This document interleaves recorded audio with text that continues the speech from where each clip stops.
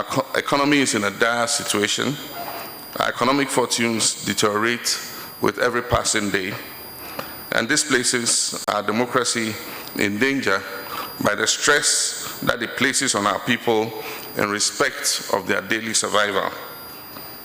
Ghana is facing an unprecedented economic tailspin of runaway inflation, which is currently measured at above 30%, a fast depreciating currency trading above 10 cedis to $1, an unsustainable debt burden exceeding 90% of GDP, with the inclusion of the recent Bank of Ghana financing of the debts, the Afri-Exim facility recently approved by Parliament, the Sino Hydro loan, and the collateralization of our GET fund and our energy sector levy.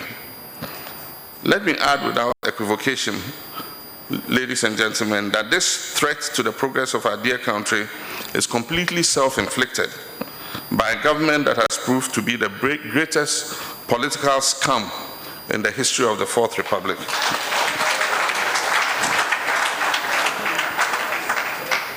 By the current indices and general hardship Ghanaians are suffering today, the Akufo Addo and Baumia NPP government remains the worst ever in the history of our Fourth Republic.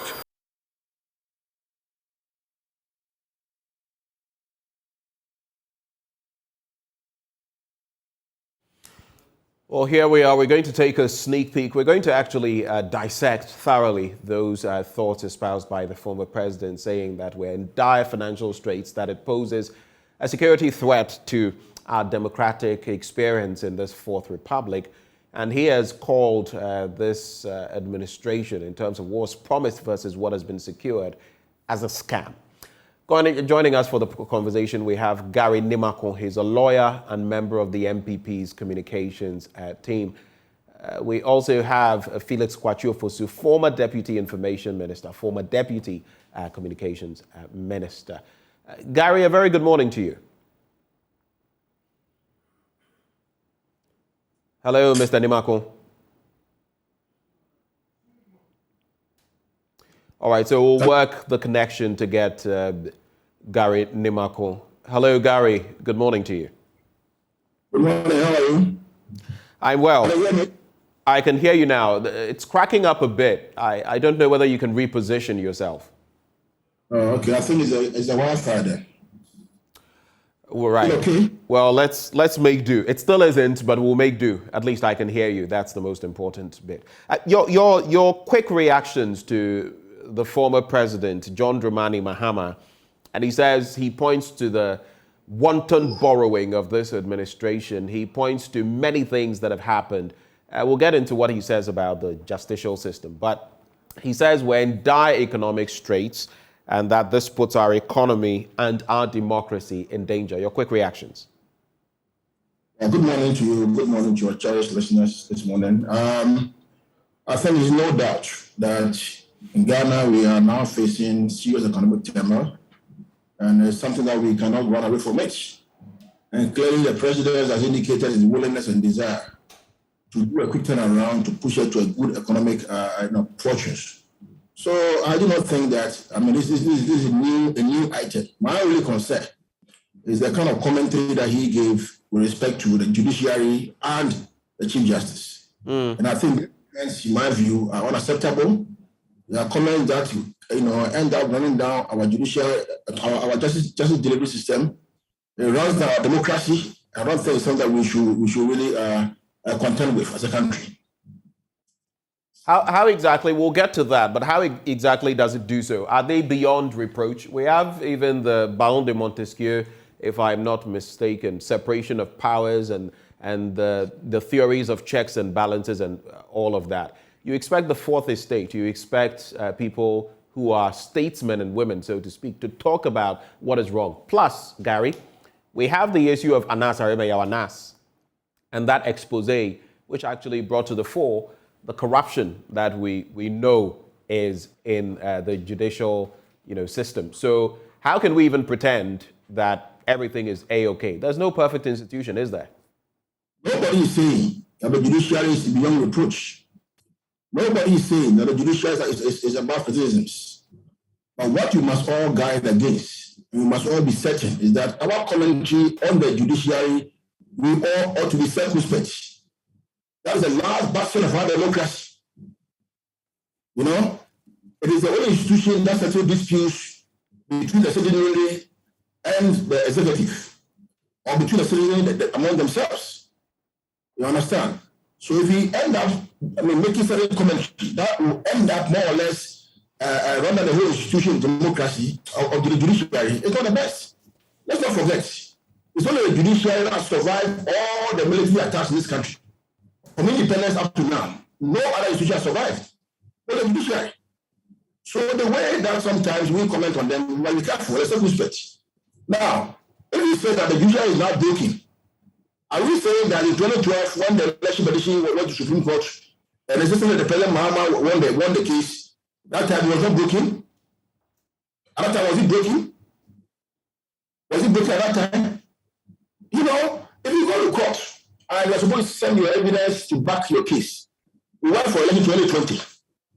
At the elections, there was probably the declaration in this country that you have won the elections. You said that you have won the elections.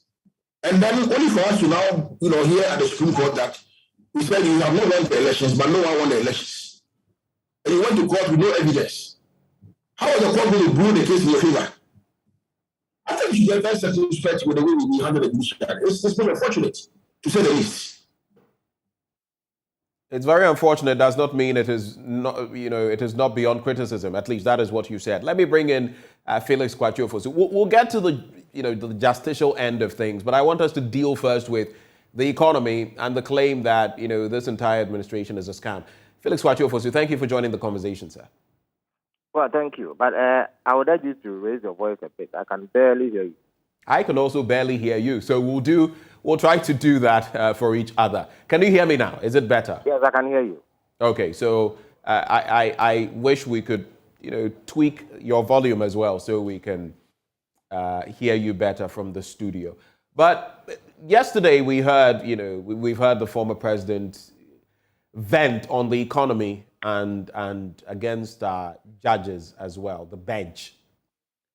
He says a number of interesting things that basically when you look at our gargantuan borrowing, when you look at the state of our economy, everything that fits into the picture that we already know, we're in dire straits and that even is a threat to our democracy. But why these wild allegations, so to speak? Some say the former president is acting as though he had never been at post and never superintended over an economic crisis himself. Well, the former president never superintended over this terrible economic situation. Under him, our public debt was not in excess of 400 billion Ghana cedis. Our debt in relation to our GDP was not 90%. The cedi was not selling for above 10 cedis to a dollar. It was not selling for around 12 cedis to the British pound. Inflation never got to above 30% under him. We did not receive the lowest credit ratings in the history of Ghana under him. We were not shut out of the international financial market for up to 1 year. And the cost of living was never this high. So what has happened now is unprecedented in the history of the Fourth Republic. And there can be absolutely no dispute that the Ghanaian economy is in tatters. It has been badly mismanaged. And Ghanaians are reeling under unprecedented hardship and suffering. It is instructive that Gary himself concedes to this point and does not want to put up a fight. That is the clearest indication that the former president was absolutely right. And the caution that he gave, that this sort of economic condition against which this government is doing absolutely nothing to mitigate, can lead to social crisis and upheaval. And therefore, it is important that measures are adopted immediately to address them. And indeed, we have seen it. In Sri Lanka, the people rose up and drove out their president out of the country. So it is not unusual that in times of desperate economic hardship, people tend to be uneasy and they take measures that they deem necessary to get the situation addressed. So I wonder why there is even a debate about what the former president said yesterday, which we all know to to be the absolute truth. When the former president says that, this entire administration is a scam, considering what was said, what was promised, and what has been achieved, do you feel that is right? There is no administration that has been perfect. In fact, there is no administration anywhere that ever will be perfect. So economically speaking, focusing on that tangent, do you feel it is fair, it is right for him to say that? Well, the former president is not asking for perfection from this government. He, like every other Ghanaian, is demanding that the promises and commitments he made to the people of Ghana in respect of the management of the economy are kept.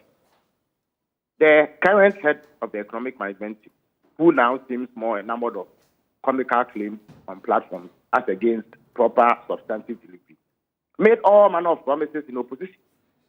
He told us that the biggest indicator of economic decline is the exchange rate. So when the exchange rate moves from 4 cedis to above 10 cedis in a space of 6 years, you know that the economy is intact. He is the one who told us that they had the men.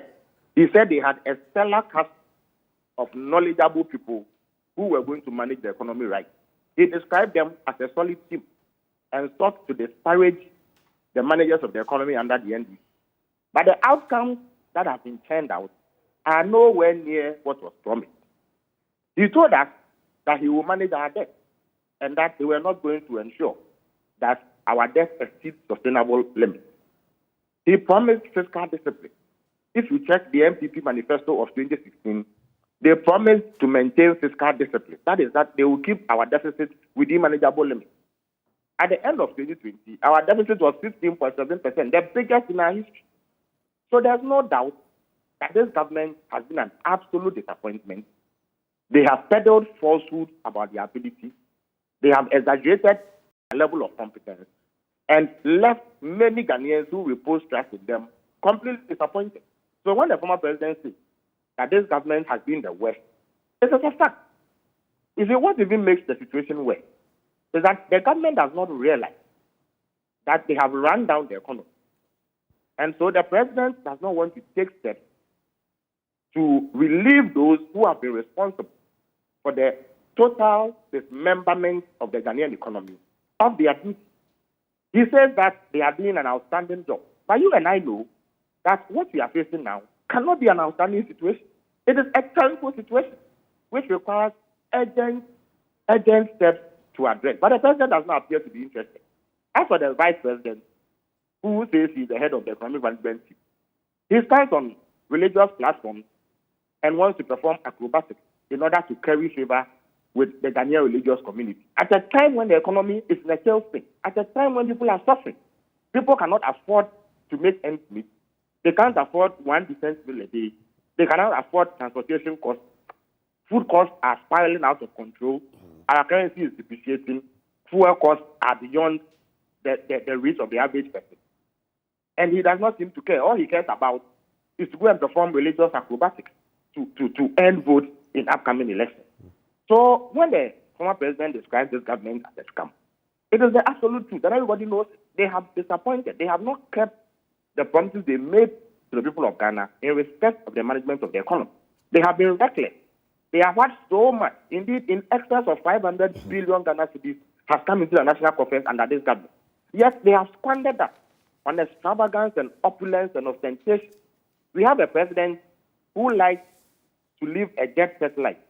He hops into the most expensive private planes at a time when we have our own presidential jet and flies around the world, attending sometimes very, very doubtful conferences and other meetings. At a time when we have our jet, and it is costing us tens of thousands of dollars, if not millions of dollars, for that to happen. So as for the fact that this government has disappointed and that they have not lived up to expectation, it is beyond doubt. The average Ghanaian knows. Indeed, I watched your commentary or editorial last week, and you hit the nail on the head in some of the issues that you raised. So I'm sure that you agree with me when I make these points, when the former president makes the point that he made yesterday. So what is important is not for what the former president said to be disputed. It is for this government to demonstrate a commitment to salvaging the fortunes of the Ghanaian economy so that the people of Ghana will get some reprieve. Thank you for those initial thoughts. Let me say a very good morning to Dr. Kojo Asante Pumpuni, Director, Advocacy and Policy Engagement with the CDD Ghana. He joins us in the studio. Doc, a very good morning to you. Before I come to you, you've listened to what Felix Kwasi has had to say. Let me just bring in Gary one more time. Gary, when I took your initial submission, it had to do with, you were talking about the justicial system. But we are not there yet. I want us to focus on the economy. And just to quote what former President Mahama says, he says, "Let me add without equivocation that the NPP is the government that has proven to be the greatest political scam in the history of the Fourth Republic. By current indices, the Akufo Addo and Bawumia NPP government remains the worst ever in the history of our Fourth Republic." Of course, he was referencing the pitiable and unprecedented economic state in which we find ourselves. His words. How do you react to that, first of all? Let's focus on the economy before we talk about judges and their fairness and all that. Let me state clearly that I do not purport to be an economist at all. But the situation before COVID, what was the situation? Was it like this? All the gains, the economic gains that the government made before COVID, was it like this? The cedi and exchange rate before COVID, was it like this? You see, sometimes we should put things in perspective. This economy, basically, I think is up to external shocks. And the COVID situation that we find ourselves clearly as good as the situation, we are quite a quite situation. And it's very clear. Because the situation before COVID was not like this. And the president, I made it very clear that he will put us back on the trajectory of economic growth. So I think that we should give the president the chance to make good whatever gains that have been eroded so far. But clearly, if you look at the way government has done a lot of roads all over the country, 1D, 1F that is happening across the country, a lot of development all over the country, clearly you can say that the government has done so far so good. That notwithstanding, all the economic difficulties that we find ourselves in now, I believe the president will make good and put us back on a good trajectory. That's my comment on the matter. Let's give Dr. Pumpuni Asante a take on this as well. What is your reflection on this? These jabs that are being thrown by the former president. Some have said, look, during your time, we also had economic situations to deal with, but like you've heard Felix Kwasi mention, these are unprecedented, so to speak. The inflationary rate, we've not seen this since December 2003, thereabouts, crossing 28-30% among others. What's your take? Well, thank you, and good morning to your viewers. I mean, I wouldn't say I'm less interested in the political jabs or exchanges. The reality remains that exchange rate for the dollar is almost 10 cedis. Fuel prices is very, very high. Price of living and the cost of living is very, very high. These are really, really difficult economic circumstances for Ghanaians. And it's not likely to be resolved that quickly, even in the short to medium term. Right. We might get some relief from the IMF package, but there is so much to do in order to restore the fundamentals and try to really bring us back onto a very solid foundation for economic development. So my energies and my effort is really about solutions for me. I want to hear more about how do we get out of this particular process. How do we get out of these difficulties? So I'm trying to listen very carefully, and I think it's one that I also expect the opposition to pay very close attention to. What is the IMF package going to cover? What exactly is it going to do in terms of the social development that we are trying to pursue with either health, education, social protection? What about the productive part so that we can actually generate some revenue back into our coffers for development. Because the problem is that our revenue envelope is very limited. We are not hitting our targets. And if you are not productive, you're not going to create the jobs and opportunities for the taxes to be paid. If we are not seriously thinking about how we protect the public purse, how we ensure that our expenditure, every cedi, is properly accounted for and is utilized in the way that gives us a return, then we are just wasting our time. So I really want the conversation, and even for the NDC, to start saying, okay, if I am even campaigning to be the next government, what solutions are we putting on the table? Can we start thinking through how do we get through this particular situation? What differently? What new ideas? What new innovations? Free SHS, we've had a big debate. We're still talking about it. What are we going to, amendments we are going to make to it in order to allow us not to completely sink our entire resources in it? It's very good policy. I know it's not going away. It would definitely help build the foundation for economic transformation. But there are fundamental issues around boarding costs, around feeding, all kinds of costs that parents may be able to contribute to. Let's have some very concrete ideas about how we take this forward. We have a parliament that is at equal level. Maybe there can be some discussion about even legislating it so that we can set the parameters for free SHS. So for me, we can talk all we want. At the end, when I go and buy my fuel, it doesn't change. Doesn't change. Right? When I go and buy bread, it doesn't change. There's a lot of people. One of the things that recently for me really saddened me, and I don't even know how we overcome it. Drugs, pharmaceutical costs. For a lot of older people who have to rely on these things on a daily basis, very expensive. And because of the cedi depreciation, even cannot find these drugs. And this is life and death for people. This is living with pain for some people. So I mean, sometimes when I hear these discussions, I just really wish that our political actors would, look at our people and understand that they are here to find solutions. It doesn't matter, yes, fine, commentary about who did this and, whether it's the worst or it's the best or whatever it is, we are in it. The question is, how do we get out of it? And if you want to take over, if you are the one in charge of it, what we want to hear are solutions.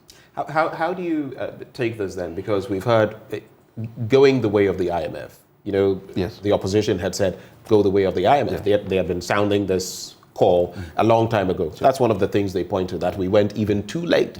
On free SHS, one of the flagship programs of this administration, which you mentioned, I've heard time and again, time without number, members of the opposition, academics, say that, look, one of the easiest ways of easing your burden is passing on some of the responsibility to parents, which they were bearing in the first place. And one of the easiest to do is feeding. If you opt for boarding for your child or ward, take care of the feeding. So there have been proposals, but we've also heard Mr. President say that these are no-go areas. We're not going to touch them. So I mean, practically, there have been suggestions on some of the things we can do. I think more. I mean, when the former president gets an opportunity like this, I want to hear even more concrete ideas that, yes, for an NDC government, these are the things that we want. We want our parliamentarians, to keep pushing that we need to make adjustments to free SHS.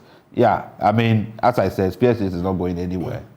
The best thing is to have some predictability about its cost. Because even the investment in free SHS has affected our investment in basic education.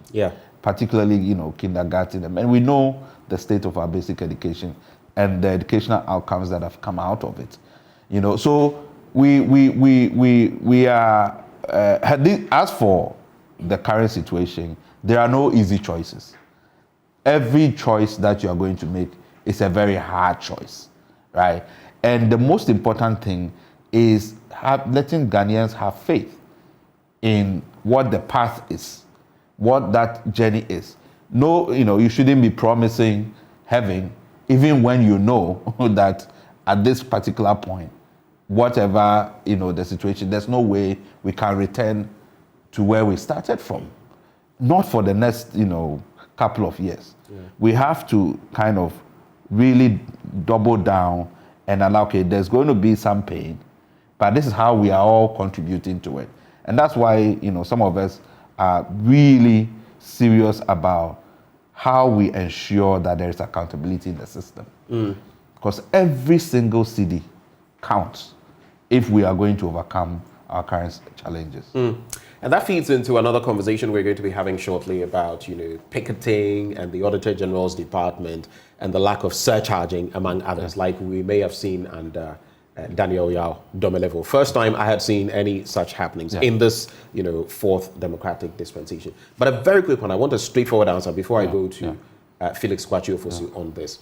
The president also says, I'm the best thing that has happened to you. I mean, you're lucky to have me as president. Recently engaged in the Yagbongura. Yeah. Quick take on that. No, I thought that was, I tried to understand the context in it, maybe whether it's a jest or something. But so he was speaking about the development. Yes, he was saying, somebody didn't do it, and you're lucky. In fact, you've been voting time without number for the opposition. And I think, first of all, if he was to do it, it wasn't with his money, right? It's not a gift, right? Every decision that the president make in terms of development projects and whatever, it is to inure to the public interest.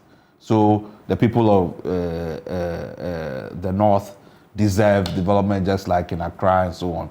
So if government, based on a certain request or a need, they can find the resources to do it. This is not some charity that you are doing for somebody, that you are doing somebody a favor. So I thought that it was not appropriate. That's what I'm saying. That what I thought about was it out of place? I didn't think that it should have been said. That's what I'm saying. Like, I thought, was it in jest or what? Because really, it's not. We shouldn't be saying those things. The president is there to serve. Ministers are there to serve. If citizens, I remember that, like, the Yagbongura is just another citizen says, you are government, you are here, these are our needs.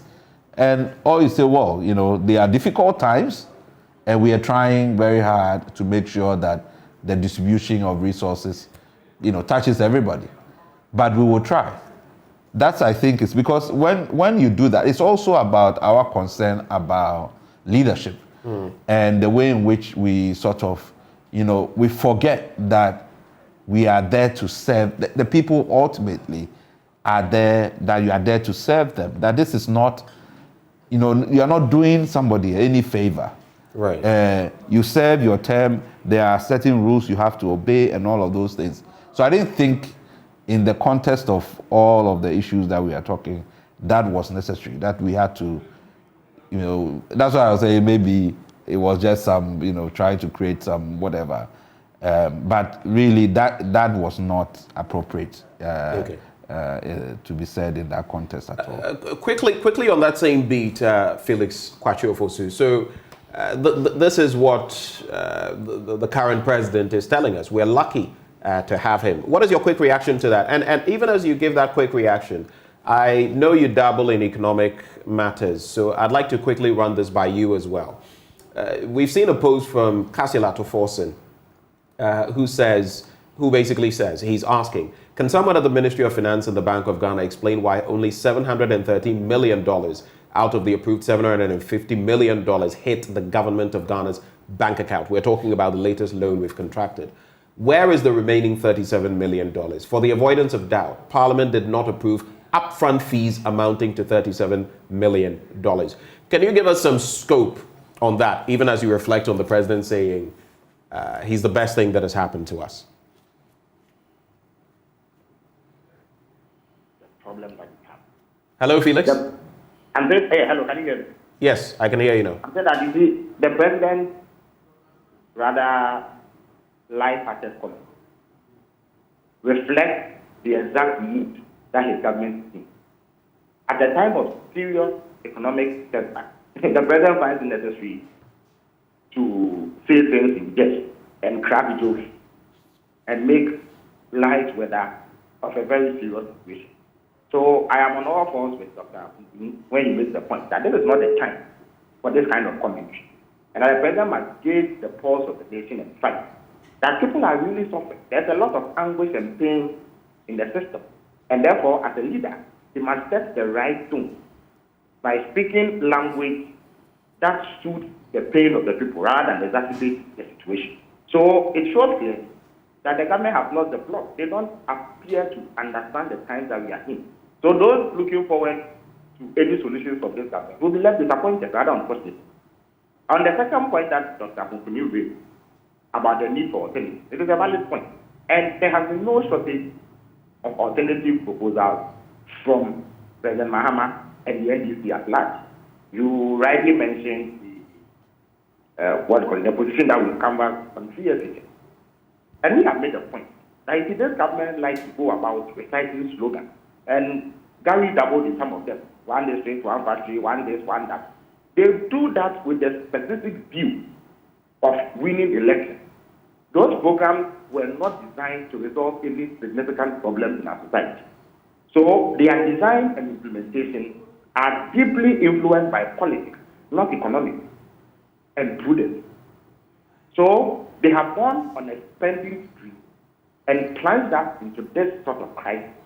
What a government does is that if you want to intervene in the social sector to help those who have fallen out of the safety net, to help the vulnerable in society, you design these programs such that you achieve maximum efficiency so that you use the limited resources you have in a wise manner, so that in one breath, you address the problems that the vulnerable society are facing.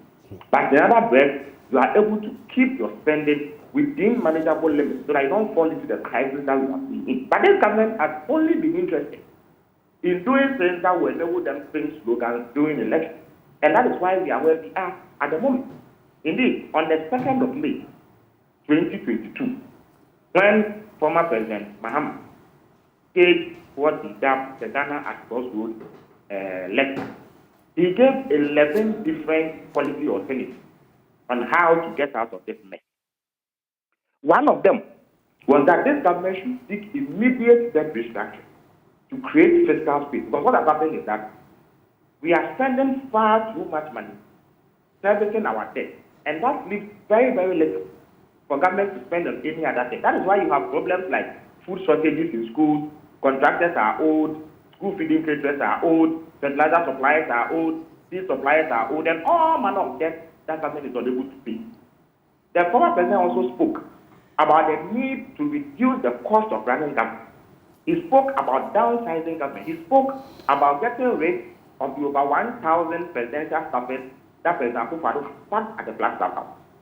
The former president spoke about rationalizing government expenditure and making sure that every city spent is spent in a manner that derives value for the Ghanaian people. He also spoke about the need to do a shake-up of the managers of the economy. Okay. So that fresh ideas are brought along. Because one of the problems that we face is that there is an absolute lack of confidence in our economy. As I speak to you, you know that the share of foreign investment holdings in our domestic bonds has dropped from around 35% at the beginning of this year to around 11% now. Because people don't have confidence in our economy, so they are living in growth. And that is one of the reasons why the city keeps depreciating, I beg your pardon. So the president needs to infuse or inject fresh ideas, fresh faces that will inspire confidence in all stakeholders who have a role to play in this economy. But President Akufo Addo is refusing to hit this sound aside. Indeed, I don't even know whether I should put this out, but as I speak today, President Mahama is preparing to chair a meeting of the NDC finance team to, among other things, review the economy and beef up some of the proposals that we have already put forward. So a lot of work is going into tabling proposals that are sound. Because you see, we have been there before. We have faced crisis of a limited stature than what we have now. Okay. And we work in a manner that ensures that we got out of it. You see, once we face... So Felix, let's quickly do this. If you could wrap up on that point. Right. We have ample time with you, and unfortunately, we don't have that ample time with Dr. Asante. So I would like us to finish off on some of these matters quickly, and then we'll have more time to get into other details. Yes, so the point I'm making is that we have not kept proposals away from the Ghanaian public in terms of how to get out of the economic mess. It is something we do regularly. And of course, as the years start along and as the political season picks up, you'll be hearing more of these proposals. Indeed, one of the things that you in the media have missed is that the former president spoke about his desire to take a second look at things like gratia and other entitlements that associated to one of his holders enjoy as a way of winning back the confidence of the Ghanaian people in the steps that government has to take in order to address the economic difficulties that we face. So there are many, many things that will be put before the Ghanaian people for consideration when the time comes. But a lot of work is going on.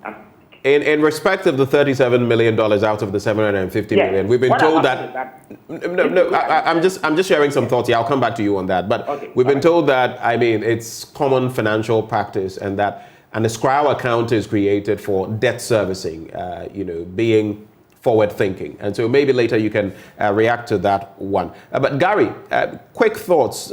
Dr. Pumpuni says it was not apt, it was inept, in fact, for the president to suggest that, I'm the best thing since sliced bread, and I'm going to resolve these problems for you. What is your quick take on that? I do not think that all that the president said up north, the only thing that you heard was that comment or that statement. It wasn't the only thing we heard. It's just that we are focusing on that as well because it's raised quite a debate. Well, I don't think that should really raise the debate to me, because basically, why? We are in crisis, so we shouldn't crack jokes. We are in crisis, so your life must not go on. Are you suggesting the president was joking when he said this? Look, sometimes let's take life a bit easier on ourselves. Look, we have all seen what the president has done in respect to COVID situation and managing our COVID situation in this country. We have all seen what he did.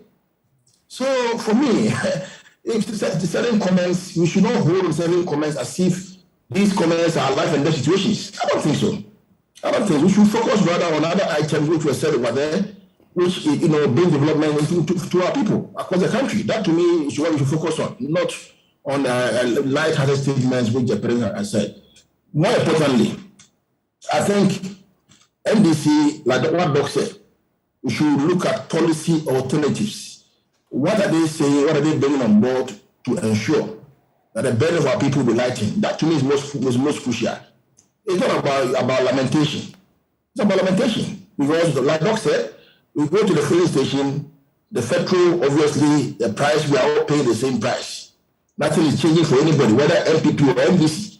And therefore, it is important that there should be policy alternatives, policy directives. What are they saying that will bring on board to lighten the burden of our people? That to me is the crux of the matter. It's not about the lamentation at all. Thank you for making that rather succinct. Let me come into the studio now. We're talking about how to better, shore up our economy and all of that. One of those angles is to deal with rot, corruption, and all of that. Oh. We've seen that notice from the Citizens Coalition in recent times, talking about picketing the office of the Auditor General. And why are they doing that? Per their statement, it's in protests of the Auditor General's blatant refusal to perform his constitutionally mandated duty to disallow, first of all, unlawful public expenditure and search out persons implicated in the 2019 and 2020 Auditor General's reports in direct violation of the said Article 187.7 of our Constitution. They also reference Occupy Ghana versus the Attorney General, the 2017 to 2018 case. What do you make of this? And how much has changed, basically, since we had Daniel Yao, Domelevo, at post? I reference him because he is the one who brought to bear the full meaning, per the Constitution, of surcharging and disallowance. What has changed since that time? Well, thank you very much. In July, when we outdoored the Citizen Coalition, I mean, the motivation was that we really were feeling that we were not, our culture of accountability was really deteriorating. There seems to be a certain, people don't seem to care, in doing their jobs. And it's kind of people in leadership. Well, yeah, people in position. particularly, and sometimes, even this one, I don't even sort of bring in elected political actors or even appointed. I'm just talking even bureaucracy. It looks like there's people feel like, well, nobody is going to hold me accountable, nobody is looking, nobody is There's really impunity. Yes.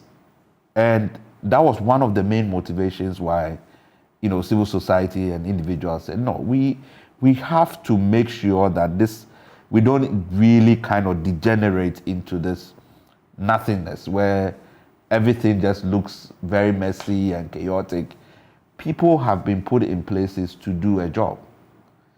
And they need to, at the minimum, at least they get a pay, they get all the perks that comes with the office, just do the job.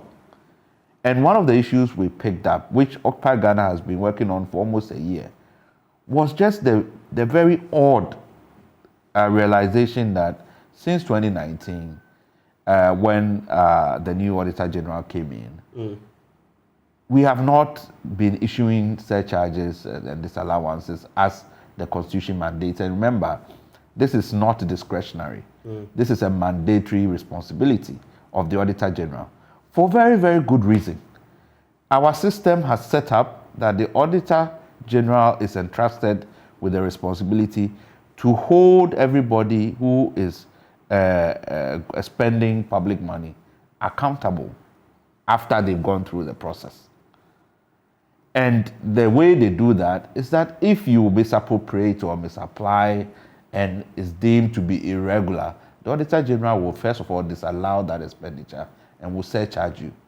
We create a certain specter of responsibility and diligence. If you're a public officer, you want to make sure that you are doing things according to the book. Now, 2019, Auditor General issues his report. 2020 issues his report, no surcharge, no disallowances. Just recently, I think yesterday, Occupy Ghana put a statement that they requested an RTI, or they made an RTI application to the Attorney General and found out that I think in all those years, only one surcharge was done. And even that surcharge, the Auditor General is yet to provide the information for the Attorney General to proceed.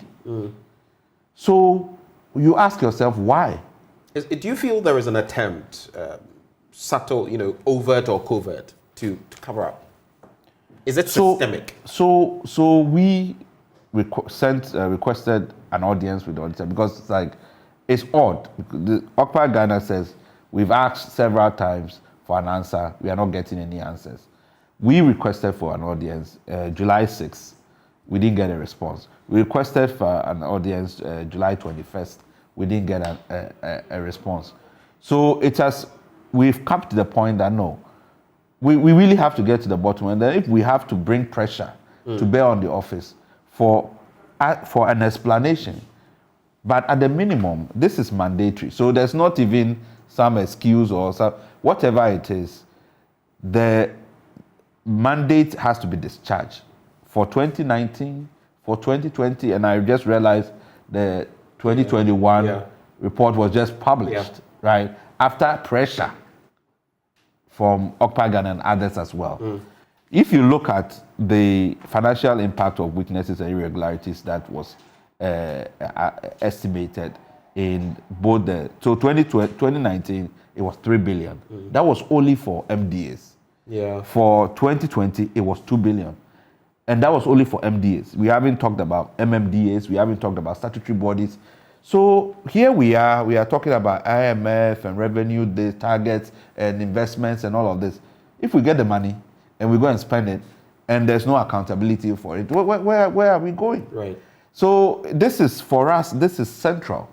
This is Some have even mentioned, pardon the interjection, that if we plugged those systemic loopholes, we probably wouldn't even need to go to the IMF because we would have enough in our kitty to. It's perennial. Every time the Auditor General's report comes out, we know. Right. So the point is, it doesn't look like we are serious about what, we say this year, and nobody seems to care about the money. We are all interested, let's go and get this money, let's go and borrow this, let's go and borrow that. When the money comes in, nobody wants to take seriously the fact that some of it is just even waste. So this loophole has to be closed. It is the simplest thing that has to be done. We have also raised the matter of people not declaring their assets and liabilities, which is also another simple requirement that everybody, there are over 10,000 people who are yet to declare their assets. Nobody's doing anything about it. And we are all here complaining about we don't have enough money and all of this stuff. So I think Ghanaians have to ask ourselves some very, very serious questions.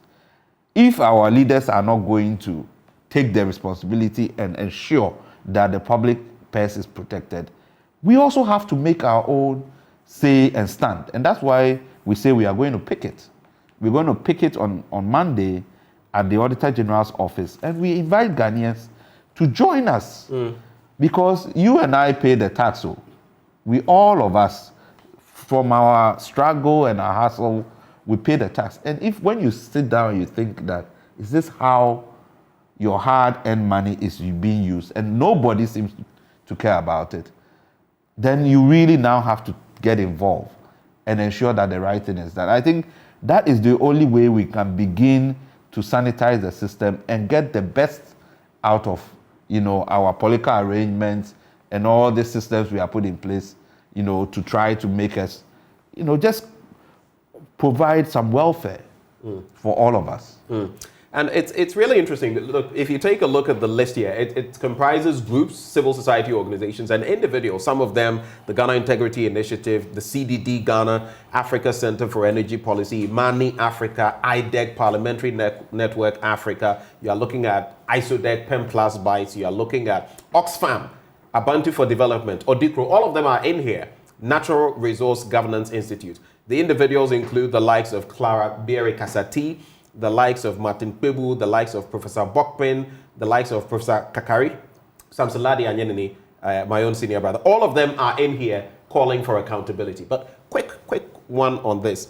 On the bit about assets declaration, we know, for example, that lists were put out about members of parliament, ministers, cabinet ministers who had not declared their assets, having a field day. In the justice system, we have seen judges have had to be called out before they've done the right thing. In fact, I was looking at President Atta Mills, may he so rest in peace, back then at SEPS, and talking about how maybe we should start a system where all of these people declare their assets till today. That hasn't seen the light of day. So how do you reflect on that? And then finally, if this doesn't work, you picket the office of the Auditor General, and still there are no answers. What do you do? So let's start with the declaration of assets. No, I mean, that for me, it's an important, component of this accountability system that we have to build.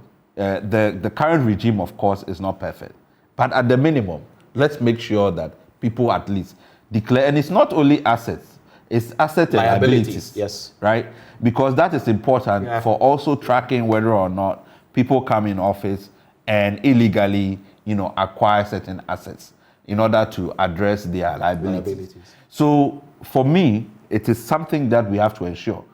And we want to make sure that that responsibility is discharged regardless. There's processes that you can do to go to court. But I think for me, it's the public protest and an expression of disgust is what has to be brought to bear. Right. For those who are in charge of this. There is the Conduct of Public Officers Bill, which has been before Cabinet. The President, I remember, and on several occasions, have mentioned that this is one of the important, legislation because it elaborates on Article 284 on asset declaration, conflict of interest, influence peddling, all of that, so that we can at least even verify when you come and make a declaration, verify that the assets that you claim that are yours are indeed yours. And we can deal with unexplained wealth and other kinds of So that law is important. It's been in Parliament for 10 years. It goes in and it comes out, it goes in. And if we are serious, we need to make sure that we pass that legislation to give clarity to public ethics. And that is the other thing. It's the public ethics fight where it's, you can't deal with nepotism, other issues because there are no rules around it. Conflict of interest, we are not quite sure whether this is a conflict of interest. All of that has to be elaborated so that everybody is very, very clear. If we don't do these things and put these structures in place, as I said, we are just kind of skirting around the issue.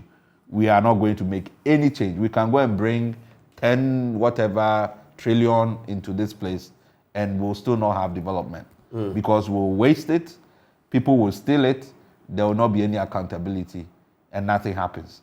So these things are very, very important. Right. So on the second bit about picketing. Yeah. So the picketing is just one. What is the objective? And what if nothing happens after that? What do you do? Well, certainly for us, as I said, for the Citizen Coalition, we are not going away anytime soon. We see this as a huge challenge that we have to continue to fight to make sure that there's a reversal.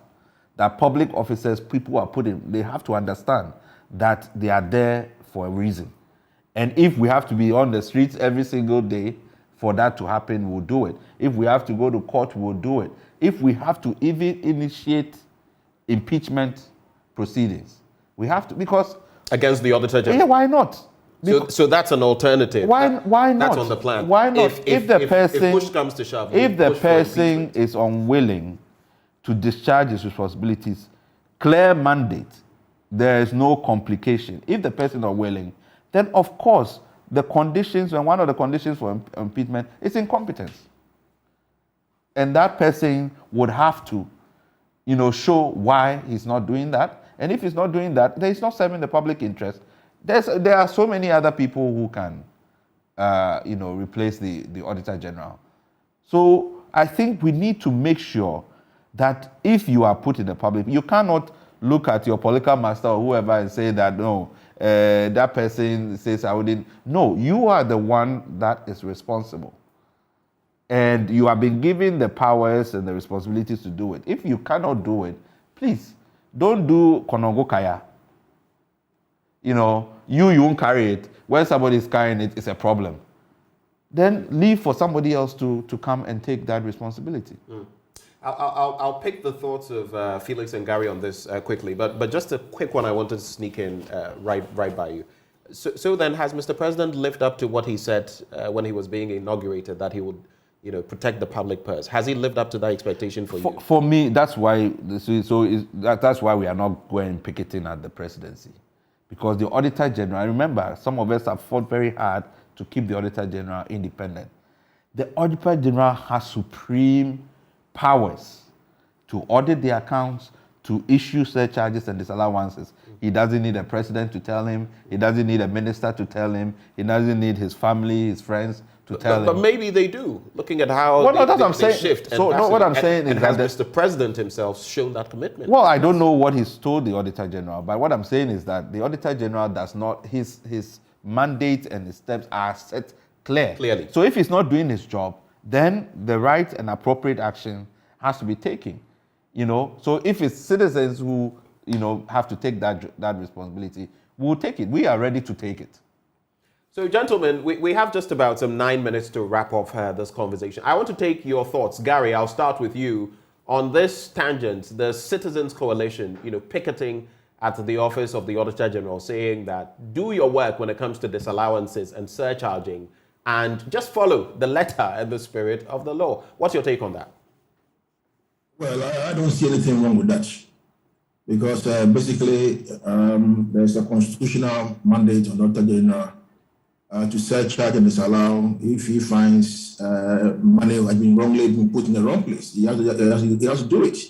So if he's not doing his work, that's what my doubts. Is it the case that they wrote to him formally to request for information and then he's refusing to do so? I think I'll make further checks on this. But Which is what they are saying. They have, without time, without number, made requests. Nothing seems to be moving the Auditor General. So now they're going to pick it. I have no objection if they decide to use any other constitutional means which are allowable by law to make sure that the work that he's been given, he does his work. That is all. This one is not about the presidency. It's about his job. You see, the president is there. He has appointed ministers, deputy ministers, board chairmen, CEOs, and all that. If somebody is not doing his work, that person ought to be sanctioned to do his work. You see, so I agree with Dr. Asante when he said they are going there. I mean, they should go there. Why is he not doing his work? If indeed there must be a surcharge or his allowance and he's not doing it, why is he not doing it? Why is he not doing it? He shouldn't go to the Jubilee House at all. So for me, I have no difficulty at all in what they are doing. I think that if you cannot do the work, you have to learn as a position. That is the way I see it. All right. But that is to say that if indeed there ought to have been surcharge and disallowance, and he's not doing it. I don't have any information that there is indeed surcharge and disallowance that he's not doing it. If indeed there is, the question is why is he not doing it? So I don't have difficulty at all with what they are doing. Two quick follow-ups. First of all, we've seen the example of Daniel Domelevo, and we'll have to cite him because of the role he's played. Do you find it curious that the one who replaced him is not able to do the same things that he was doing, or is reluctant to do so? Couching my words, carefully. And then hold on. And then when you speak about Mr. President, who is the appointor, the appointing authority, he could also do something about the situation in terms of saying, if you're not doing your work, I'm going to change you. But he's not making any move in that regard. Well, that is the information I've been put before his doorstep, that person A or person B is not doing the job. Clearly, the person will have acted. But to cite Mr. Domelevo, these surcharges and allowances, you will recall that when even you put them in the report, they should have gone to Public Accounts Committee. The difficulty I had with Mr. Domelevo at the time when he was doing his work was that immediately he finds any surcharge or whatever, he will not even write to the person involved to comment. And then we put in the public domain. And we should all understand one thing, that the right to fair hearing is implicit in every work that everybody does in this country. Once you want to surcharge me for something that I ought to have done or didn't do well, you must be the right for fair hearing. Let me also make my comments or input into whatever work that you have done. Would you say you are surcharging me? So that's why I have difficulty with Mr. Domelevo. But for me, if it's a deliberate inaction, which I don't have any evidence to suggest now, it's a deliberate inaction on the part of the current Auditor General, then obviously, if there is coalition saying, well, this is your job, and you must do your job. So we insist that you do your job. I have no difficulty at all in what you are doing. Okay. But then it might be also to show clearly that indeed it is a deliberate inaction. Or maybe there's something there. If there's something there, it's a surcharge. Okay. Surcharge. That's my difficulty. So if you find out and push, if indeed there is a surcharge or there is no surcharge, I think that by and large you won't know. All right. So time will tell, and of course that also includes putting out the right information so that people can also look at the information and tell whether or not there are cases in there. Let me bring in Felix Kwachio for a brief take on this, and then we can wrap on together, all of us, on the former president's comments when it comes to the judges. Dr. Pumpuni Asante brought up a shade of that. Quick reflections, Felix. I think we've lost Felix Kwachio for on that point. As and when we get him back, we'll let him share his thoughts on that matter. But quick take as you get ready to leave us. When the former president says our justice system is in a bit of a flux and it's a unanimous FC 7-0, of course, citing the election petition among others, but saying that it's beginning to look and feel as though the justicial system had been cornered, and that is dangerous for our democratic practice. How do you react? Yeah, quickly. So any time we have to talk about judges, I am very, very cautious because we know what role it's almost like your last resort, in a democracy. If the citizens, if actors lose faith in the judiciary, that becomes an issue for everybody. The rule of law, trying to resolve issues civilly and all of that becomes a problem. So when we are talking about, first of all, I didn't like this idea of having a meeting with NDC lawyers. We shouldn't be having NDC lawyers and MPP lawyers. That itself is part of the problem. Because if even there is a change in government and any of those individuals are now appointed as judges and so on, you come back to the same problem, right? So I don't think that, and so that I think but that... I guess the point is that these are lawyers who are members of their fraternity, but I agree with you wholly on that point that is made. We should eschew that. It should, like the way, the setup for me was not the right way. Then the second part is that because of the significance and the implications of calling into question the integrity of the judiciary, it is always important to be quite specific, because if you generalize, then it becomes, people... He mentions the Chief Justice by name. No, I'm not. I'm talking about like cases, because you're talking about judicial integrity. The only way in which the judiciary are influenced is when they are making judgments. So if you are going to raise those kinds of questions, you need very specific things where everybody, lawyers and all of that, can, because for the layman, it's very, very difficult for them to make a judgment as to whether or not a particular case was fairly decided or was not fairly decided. You can get into a technical argument among lawyers about the merits or demerits of a case. So when you make specific cases, then we can have a discussion about it. For me, for example, the petition, I don't have anything, I don't see anything wrong with the petition in terms of the decision that it was made. In terms of maybe not allowing the Electoral Commission, to have sort of a role during, so that Ghanaians can understand how they went about their business. That was always a drawback. But in terms of the decision and the evidence that was put forward, I don't have a problem. Right. But if there are other cases that has come, there was even a suggestion that NDC, cases of NDC lawyers have been predetermined. Yes. So you have to be specific, because if you do it that way, then as I said, nothing will change if you have an NDC government, because they'll say, well, now it's the NDC judges that are in place, or somebody who is affiliated. So once we reduce these things to the pure partisan issues, I don't think we are going to overcome the problem, right? So if there are further particulars in terms of specific things, specific examples, right? Because then we can have a forum to really, interrogate it and say, no, we cannot continue this path. We will create problems for ourselves, so we have to retreat. Gary, you'll have the final bite. That is, if we don't have Felix Kwakye-Ofosu with us, you will have the final bite. Your reflection on this bit, because that's what you started with. Now you can, in a minute or so, give full vent. No, like you said, we must be very, very careful and circumspect with our commentary on the judiciary. We must be extremely careful and circumspect with our commentary on the judiciary, to the extent that is a last bastion of our democracy. That is the only institution that settles dispute between citizenry and also between the executive and the citizen. If your rights are being abused or truncated by the executive.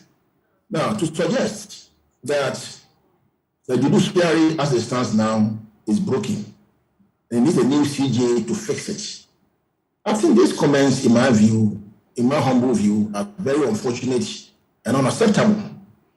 Now, you see, let's be very careful here. If you want to go to court, the first thing you think about is that you have to assess your facts. 2, you evaluate your evidence, and then 3, you look at the law.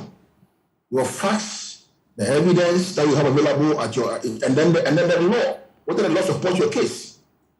Now, 2020 petition in perspective. This is a situation whereby you draw for elections. Essentially, President Mahama publicly declared that he won the elections. He told Ghanaians that he won the elections. Then he filed a petition in the Supreme Court to say that nobody won the elections, but rather,